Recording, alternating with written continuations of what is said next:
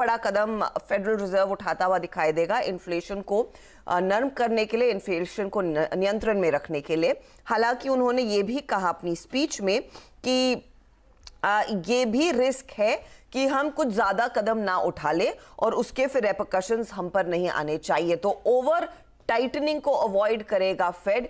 इस बयान पर दरअसल बाजार में तेजी बनती हुई दिखाई दी, क्योंकि कुछ ऐसे लोग, आपको याद होगा पिछली बैठक से भी पहले उम्मीद कर रहे थे कि शायद अब साइकिल जितनी जल्दी तेजी की तरफ बढ़ाए उतनी जल्दी रिवर्स भी होगा। तो ये स्टेटमेंट जो आया कि अवॉइड ओवर टाइटनिंग, उससे मार्केट्स में रैली बनती दिखाई दी। दूसरे कुछ जो डेटा पॉइंट्स आए हैं, मिसाल के तौर पर फेडरल रिजर्व जो क्लियरली इकोनॉमिक एक्टिविटी ट्रैक करने के लिए बेज बुक सामने पेश करता है, तो बेज बुक में साफ निकल कर आया कि पिछले 6 हफ्तों में दरअसल थोड़े बहुत चेंजेस इकोनॉमी में देखने को मिले हैं। माइल्ड चेंजेस है कुछ रीजन्स में, और इकोनॉमी का जो ग्रोथ आउटलुक है वो कमजोर है। ये भी एक पॉजिटिव है। अगर आउटलुक कमजोर है यानी कि शायद इतना अग्रेशन फेडरल रिजर्व से आगे ना आए। ऑटो सेक्टर में थोड़ी सी कमजोरी देखने को मिल रही है, हालांकि कंज्यूमर स्पेंडिंग अभी भी ऊपर है, वो रिलेटिवली स्टेबल है।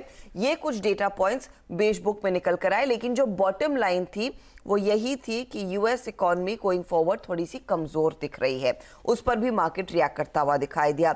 दूसरी चीज है रेड बुक, और रेड बुक जो basically same store sales growth वाला जो डेटा हम नॉर्मली क्वार्टर ऑन क्वार्टर कंपनियों के लिए देखते हैं, ये वीक ऑन वीक दरअसल आता है यूएस की तरफ से। और उसमें अगर आप अगस्त का लास्ट हफ्ता देखें, वो 14.2% का आंकड़ा था। सितंबर के पहले हफ्ते में यानी कि 3 सितंबर को खत्म हुए हफ्ते में ये आंकड़ा है 10.9 के आसपास। तो वहां पर भी थोड़ा सा कूल ऑफ देखने को मिला है।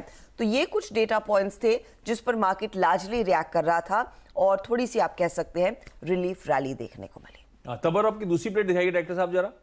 उसमें एक हाईलाइट है आज का, वो है कच्चा तेल 93 94 वाला 88 89 के जोन्स पर करेक्ट ही करा चले जा रहा है।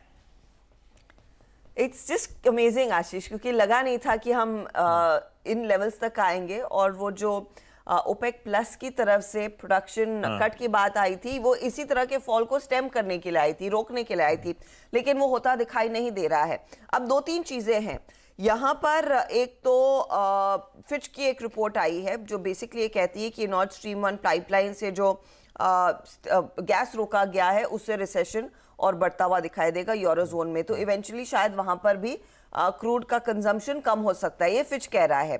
Let's see what happens. अब हम विंटर सीजन में उतरेंगे तो क्रूड कंजम्पशन तो कम होने वाला है नहीं, लेकिन इस समय जो बड़ा फैक्टर है जो ड्राइव कर रहा है प्राइसेस को नीचे, वो चीन की तरफ से जो डेटा आ रहा है वो लगातार नेगेटिव है। हम सब जानते हैं चाइना में